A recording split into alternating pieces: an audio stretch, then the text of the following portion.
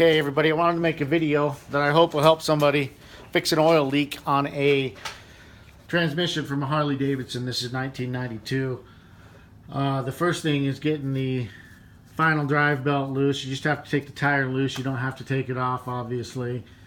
Remove this little plate. This is a left-handed thread, so you should be able to break that loose with this channel lock, and that doesn't need to be very tight. After doing that, I use a sheet metal screw and drill a hole in that. Now there's probably a Harley Davidson mechanic out there that's telling me that's not the right way to do it, and that's fine. That's how I do it, and it works for me. Remove that seal.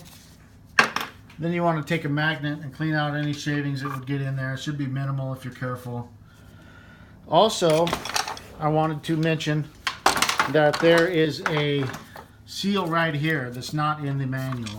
I don't know if you can see that or not, but right there behind this chase, there's a seal.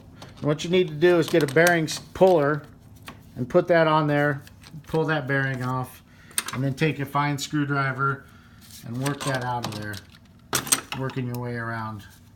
And that should do it.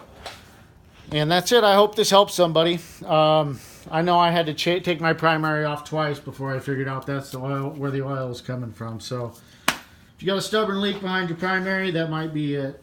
Anyway, God bless everybody.